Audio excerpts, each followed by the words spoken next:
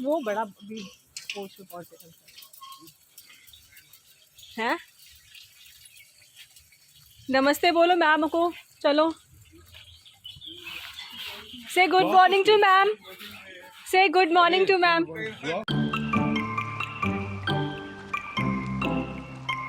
Good morning everyone, welcome and welcome back to my channel. आज का जो video होगा ना, ये टोटली वॉइस ओवर होने वाला है। मैंने छोटी छोटी क्लिप्स ले ली थी, लेकिन प्रॉपर एक व्लॉग बना नहीं पाई थी। आपने लास्ट व्लॉग देखा था जिसमें लड्डू बीमार था। तो बस जब बच्चा बीमार होता है ना, तो दिमाग में 50 तरह की बातें आती है, जब वो भी तब जब बच्चा बार बार बीमार होता है। तो मेरी मदर इन लॉ और मेरे हम दोनों के दिमाग में ये आया कि अ, हो सकता है कि कुछ मन्नत पूरी नहीं की हम लोगों ने, इसकी वजह से बार बार बीमार पड़ रहा है लड्डू। तो इसीलिए घर में मम्मी ने पूजा रखवाई थी, मम्मी मतलब मेरी मदर इन लॉ ने। तो हम लोग सुबह सुबह तैयार होकर वहीं निकले थे। मैं घर से ही साड़ी पहन के गई थी, क्योंकि मुझे मालूम था पहुँचते पहुँचते 8 बज जाएंगे। और ससुराल में सुबह 4 बजे उठा जाता है, तो 8 बजे का मतलब है यहाँ की 11-12 बजे का टाइम। और उस टाइम तक घर में सारी लेडीज़ आ जाएंगी, पूजा में जो भी बैठेंगी वो लोग। तो बस इसीलिए मैंने कहा साड़ी पहनने में टाइम लगेगा, तो घर से पहन के चलते हैं। हम लोग पहुंच गए थे, तो यहाँ पर बस पहुंचे थे, पूजा की तैयारी ऑलमोस्ट हो चुकी थी। पैर में रंग लगाना होता है, तो देवरानी ने वो लगा दिया था। उसके बाद धीरे धीरे करके सारी की सारी लेडीज़ आने लगी थी। और सहोलिया खिलाना बोलते हैं इसमें। इसमें क्या होता है ना, जितनी भी सुहागन होती हैं, जितनी भी मतलब 16 या जो भी, वो आती हैं और सबको 7-7 पेड़े, मतलब कुछ किलो के हिसाब से, मुझे ज़्यादा डिटेलें पता नहीं है, वो सब दिए जाते हैं, सुहाग का सामान दिया जाता है। और बस इस तरह से। तो मेरी मदर इन लॉ ने मन्नत मांगी हुई थी लड्डू के पैदा होने पर। तो लेकिन ऐसा हो रहा था कि हम कभी कर ही नहीं पाते, कभी दिन अच्छे नहीं होते थे, या कभी हम लोग नहीं जा पाते थे, ये सब चीज़ें चल रही थी। तो इसीलिए मदर इन लॉ ने बोला कि बार बार लड्डू बीमार पड़ रहा है, तो एक काम करो, चलो करवा लेते हैं पूजा, थोड़ा सा टाइम निकाल के तुम लोग भी आ जाओ। तो मैंने कहा चलो ठीक है। तो बस हम लोग वहीं गए हुए थे। और ये जो क्लिप है ना, ये लड्डू ले रहा था। मैंने उसे बिल्कुल भी नहीं कहा था लेने। उसको ये पता है कि मैं व्लॉगिंग करती हूँ, मतलब मैं चीज़ें रिकॉर्ड करती हूँ, वीडियोस बनाती हूँ, लेकिन मैं यहाँ नहीं कर रही हूँ। तो उसने कहा कि मम्मा मैं आपकी हेल्प कर रहा हूँ। ये बोलकर उसने काफ़ी कुछ अपने हिसाब से, जो भी जिससे जैसा भी वो कर पाया, उसने शूट किया। तो मैंने कहा चलो अच्छी बात है, शूट हो जाएगा तो मेरी भी हेल्प हो जाएगी, कि मतलब बड़ा ना सही, छोटा सा ही व्लॉग सही, छोटा व्लॉग बन जाएगा। तो यहाँ पे क्या होता है ना, हम सबको कुछ पेड़े मिले थे प्रसाद में। और वो पेड़े हमको ही खाने होते हैं, हम अपने पेड़े किसी और को नहीं दे सकते हैं। तो बस यहाँ बैठ के वो पेड़े ख़त्म करने थे। मदर इन लॉ ने कहा इसको ख़त्म करो, उसके बाद ही सब उठोगे। तो वो सारे पेड़े, और मैं मीठा थोड़ा कम खाती हूँ, तो मुझे वही हंसी आ रही थी कि सारे ख़त्म करने। अपने बच्चों को खिला सकते हो, लेकिन किसी और के साथ शेयर नहीं कर सकते हो। पूजा ख़त्म होने के बाद दोपहर में खाना ना खा के रेस्ट किया, और शाम होते ही ना हम लोग गांव के मेले में गए थे। मतलब मेरी शादी को 10वां साल चल रहा है, और मैं आज तक कभी गांव के इस मेले में गई नहीं थी। तो इस बार मेरी बुआ सास भी आ रखी थी, जो ब्लैक कलर की साड़ी में आपको दिख रही है, मेरी बुआ सास है वो। तो उन्होंने कहा चलो हम घुमा के लाते हैं। तो मैं और मेरी देवरानियाँ, हम सब लोग निकले गाँव का मेला घूमने के लिए। मतलब मुझे ना मेरी मदर इन लॉ ने कहा था कि यहाँ में ना बहुत सस्ती सस्ती चीज़ें मिलती है, चलो कुछ काम की चीज़ मिल जाएगी, तो देख लेना, अगर कुछ समझ में आएगा तो ले लेना। तो मैंने कहा चलो इसी बहाने घूमने को मिल जाएगा, घर में तो हम हमेशा ही रहते हैं। मतलब मेरे यहाँ पर ये है ना कि मैं घर की सबसे बड़ी बहू हूँ, और मेरे घर में कोई भी लड़की नहीं थी, मतलब नंद बोलते हैं ना, ऐसा कोई रिश्ता था नहीं। तो होता है ना, सारे के सारे घर में सिर्फ लड़के ही भरे हैं, तो मैं कभी घर के बाहर भी मैंने कभी कदम नहीं रखा था। एक बार को होता है ना कि नंद होती है, तो उसके साथ आप पार्लर भी जा सकते हो, या घर के बाहर या मंदिर तक जा सकते हो, लेकिन सास लोगों के साथ जाने में थोड़ा सा अजीब सा लगता है। लेकिन तो इस बार मतलब 10वां साल था, तो मैंने कहा चलो हम लोग मेला चलते हैं। मेले में गए थे, काफ़ी कुछ सामान लिया है, वो मैं आपको आगे दिखाऊंगी। और बस थोड़ा बहुत दिखाया। पता है आपको, 50-50 रुपये के बर्तन मिल रहे थे, और इतने बढ़िया बर्तन थे। मुझे अपने क्लाउड किचन के लिए भी चाहिए थे। उसके बाद गाँव की चाउमीन ट्राई की हम लोगों ने, और उसके बाद घर आ गए।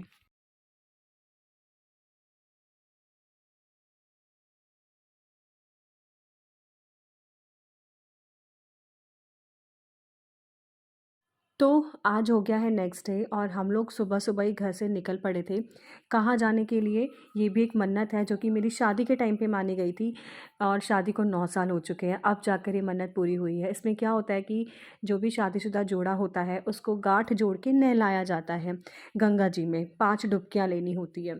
तो इस चीज़ को अगले महीने करेंगे, 2 महीने करेंगे, अगले साल करेंगे, करते, करते, करते, करते 9 से 10 साल हो चुके हैं।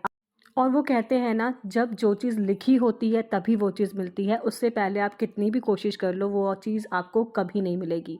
जिस दिन की डेट भगवान ने लिख कर भेजा है ना कि इस तारीख को ये काम पूरा होगा, वो उसी डेट पे पूरा होगा, चाहे आप कितनी मेहनत कर लो, चाहे आप कितने हाथ पैर मार लो। तो हम लोगों के साथ भी वही हुआ है। तो हम लोग पहुँचे हैं, ये है बक्सर का, मतलब बक्सर जगह सुनी होगी आपने, ये यूपी वाला बक्सर है। तो यहाँ पे जो गंगा नदी है उसी में हम लोगों को नहाना होता, नहलाना था मेरी मदर इन लॉ को। तो हम लोग आए थे यहाँ पे, आसपास का जो बाज़ार लगता है ना, मेला लगता है, वो बच्चे देख के तो बड़े खुश हो जाते हैं, क्योंकि यहाँ पर जो टॉयज़ मिलते हैं ना। तो बस हम लोग अपने अपने लगेज के साथ आए थे, क्योंकि यहाँ पे नहाना था, कपड़े वगैरह चेंज करने थे, तो इसीलिए। और कौन कौन आया था, और पता है ये प्लान एकदम से, मतलब पहले से प्लान्ड नहीं था। ये था कि चलो मेला घूम कर हम लोग आए हैं शाम को। उसके बाद सब इकट्ठे बैठे हुए थे, तो बात हुई, अब आ ही गए हो तुम, सब इकट्ठे ही हो, तो चलो एक काम करते हैं, गाड़ी बुक करते हैं, बड़ी गाड़ी बुक करते हैं, और चलो बक्सर चलते हैं, वहाँ पे तुम लोगों को नहला देंगे। ऐसा प्लान बना। वो भी शायद शाम के 7 बजे, 7 साढ़े 7 बजे के अराउंड। और सुबह हम लोग मतलब 5 बजे घर से निकल पड़े। तो जो चीज़ जब लिखी होती है तभी होती है। और आप देख सकते हो कितना अच्छा व्यू था। मतलब मैं उतने अच्छे से रिकॉर्ड कर नहीं पाई हूँ। एक तो ना मेरी बुआ सास थी, मदर इन लॉ के सामने अब थोड़ा बहुत मैं शूट कर भी लेती हूँ, लेकिन बुआ सास को ये सब चीज़ें पता नहीं है क्या नहीं। वही होता है ना कि कल को आगे बात करेंगे कि फलाने की बहू तो दिन भर फ़ोन ही चलाती रहती है, तो इसीलिए थोड़ा सा डर के मारे मैंने फ़ोन कम ही यूज़ किया है। और यहाँ पे मेरी बुआ सास ने मेरा और मेरे हस्बैंड की गांठ जोड़ी है।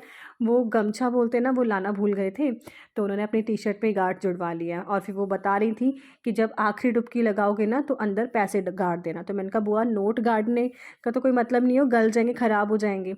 तो बस फिर वही था कि मैंने कहा चलो सिक्का कर देंगे। तो उससे पहले 5 बार इस तरह से गंगा जी में ऐसे करना होता है, उसके बाद डुबकी लगानी होती है। पानी इतना ठंडा था, आप विश्वास नहीं कर सकते हो। मेरे पैर ऐसे काँपने लगे थे ना, मतलब इतनी गिनगिनाहट सी हो रही थी, इतनी कँपकँपी सी चढ़ रही थी ना ठंड के मारे। और मुझे थोड़ा-सा पानी से डर लगता है, मुझे फ़ोबिया है पानी का। तो मेरे हस्बैंड कह रहे हैं कि मेरे कंधे तक जहाँ पानी हो ना वहाँ चलते हैं, और मैं उनके कंधे पे भी प्रॉपर तरीके से आती नहीं हूँ। तो मैं उनको वही बोल रही थी, मैंने कहा कंधे तक जाओगे मैं तो डूब ही जाऊँगी। तो पीछे सब लोग हँस रहे थे, मैं वही देख रही थी।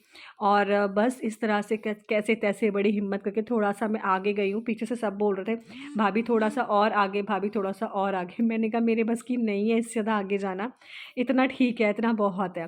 तो बस फिर हाथ पकड़ के डुबकी लगाई है, 5 डुबकी लगानी थी। और इसके बाद क्या था ना कि मदर इन लॉ इस टाइम तक नहा चुकी थी, डुबकी लगा चुकी थी। और मेरी चाची सास भी आई थी, उनकी जो बड़े बेटा बहू है वो भी आए थे।